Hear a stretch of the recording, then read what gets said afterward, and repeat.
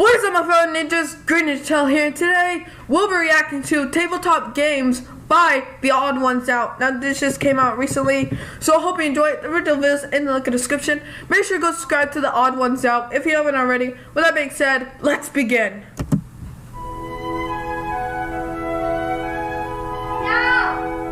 I hate you! Oh! Well, next time, don't steal my Monopoly! Ariana, give James your $200. You landed on his property. No! He's in jail! I'm not gonna give money to a criminal! That's not how you...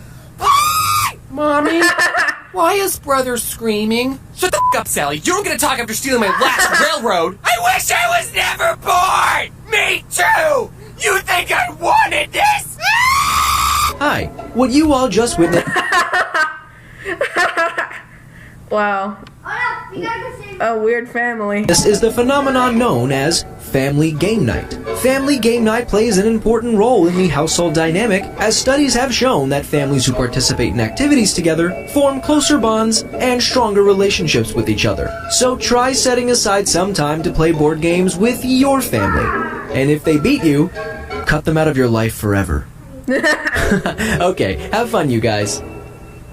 I like board games. I guess any game that doesn't involve me getting up and moving around I'm a huge fan of. Also, since I'm bad at everything and don't like playing games against someone who's better than me, I really love the games that don't require any type of skill, like the game Chutes and Ladders, which I just learned today has another name called Snakes and Ladders. And I'm going to call it that instead, because I'd rather draw snakes than chutes. In Snakes and Ladders, you have no free will. You're at the mercy of I remember that game. I haven't played it in a while. I don't even remember the manual, the rules to the game.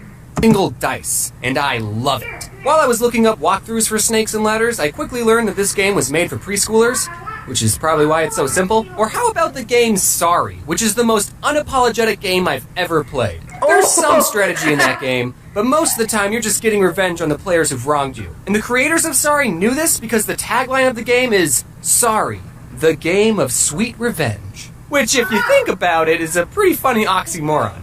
Aha! Take this!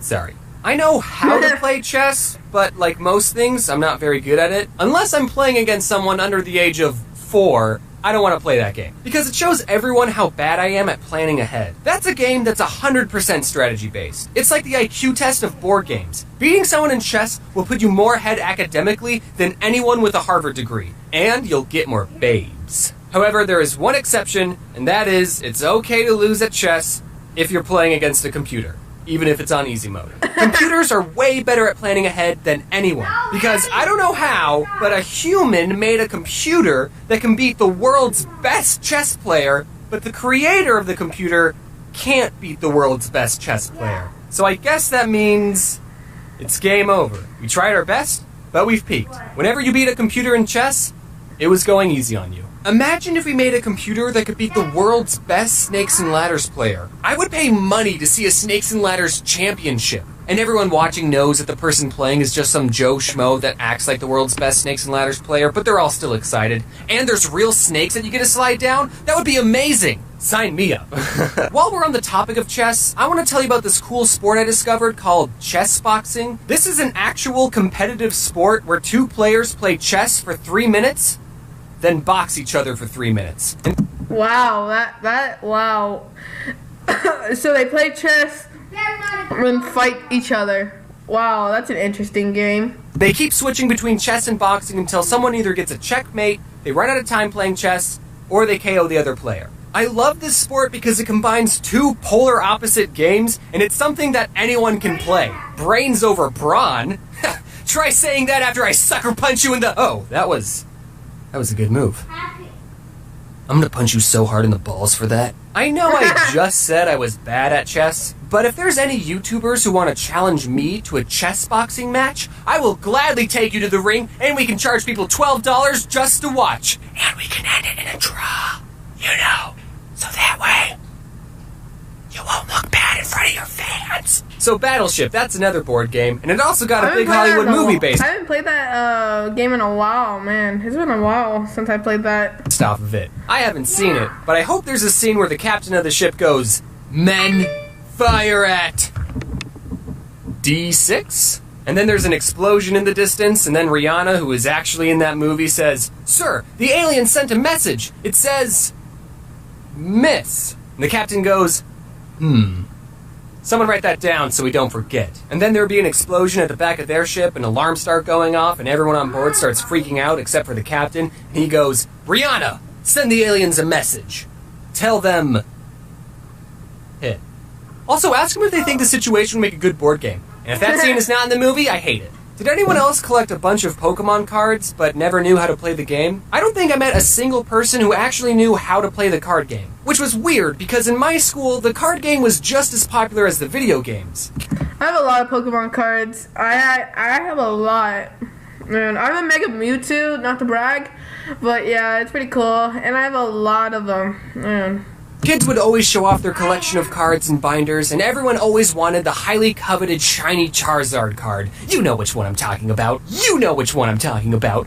You know which one I'm talking about. Unlike Yu-Gi-Oh!, which had dedicated episodes explaining why these 5 pieces of cardboard were expensive, the shiny Charizard was rare, not because it was good in the game, but because everyone agreed that it looked cool. But then when you ask someone, "Hey, do you want to play a game?" they would say, "Okay, I summon my Charizard in attack mode." Does anyone even know how to play the Pokemon card game? I bet none of these guys even know what they're doing. How'd this guy win? He didn't even call Uno. I can't be too hard on the Pokemon cards, because the card game I like is probably way more complicated than Pokemon. I don't know for sure because, like I said, I don't know how to play the Pokemon card game, but my favorite card game is Neopets. I'm just kidding, that was a joke.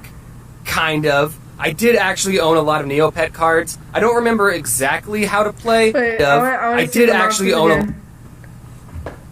I see Kirby. I see Kirby and Bowser Jr. Wow, that's funny.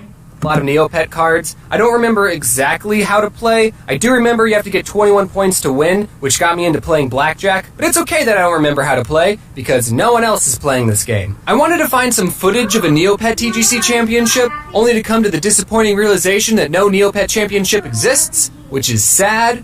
So, if there's any YouTubers watching who want to fight my Scorchio, square up. Okay, but for real, the card game I like the most is Magic the Gathering. And fun little factoid, all 3 card games I've mentioned were created by the same company, Wizards of the Coast. Hey, is that a Monopoly reference? I've been playing Magic since 2007, and back then the game was a lot more simple. Look at some of these more recent cards. First, see how many words are on them? And if we flip them over, they merge into an even bigger card. What? If you showed these cards to my 11-year-old self, I would have lost my marbles. My favorite thing about Magic is when Dick Garfield, was first creating the game in 1993. What was he didn't that? really have I an saw Garfield. something. Dick Garfield was first creating... Oh my god, really? Bowsette? Really, that meme? Donald Trump, Fortnite, the Infinity Gauntlet? Oh, that's funny. creating the game in 1990. Okay, let's see what this... Those, what do they call it? Hatchimals, I guess? Don't know who that is. Goosebumps. A Nintendo. That's funny. He didn't really have an accurate way of testing the cards to make sure they're all fair and balanced, and he ended up creating some of the most overpowered cards in Magic. And players today refer to these cards as the Power 9, because there were 9 really good ones, which is why every single one of them is banned. Now, don't get me wrong, the Power 9 are good cards, but none of them are like, you win the game good. Take this one for example, Ancestral Recall. All it says is, draw 3 cards, or force opponent to draw 3 cards. Which is stupid that they added that last part. Why would you ever give your opponent 3 more cards to beat you with? Now, I know what you're thinking.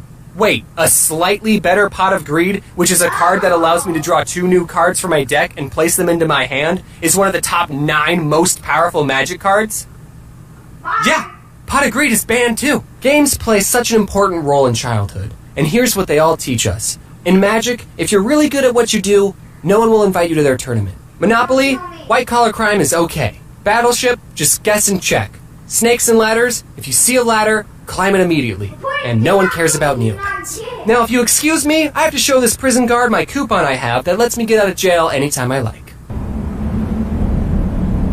And when all is said and done, I thought to myself, what can I do to help strengthen this weekly tradition of family game night? So I decided to create my own game based off one of the most scarring events of my childhood. Many of you might recall the traumatic experience my sister and I had with Harry the Moth, and to help me cope, I decided to immortalize this memory by turning it into a card game.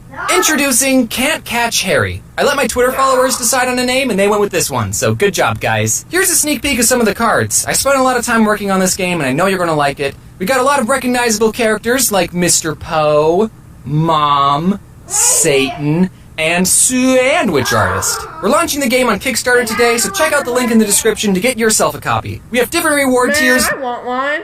Man. Like holographic cards, golden figurines, and even a custom-made card if you're into that. The reward tiers are only going to be available for 30 days, and given my upload schedule, I don't know if I'll be able to tell you that again, so I'll post updates on my Twitter and Instagram. That's right, I got an Instagram. I'm trying to tell you that to follow me on Instagram. Thanks for watching, and that's how we're going to segue into the end card. Also, should I mention? Alright guys, so this is really funny, I loved it, and yeah guys, so guys, leave a like, comment down what video do you want me to react next, subscribe to the channel, hit that notification bell, and I'll see you ninjas later. Peace out guys.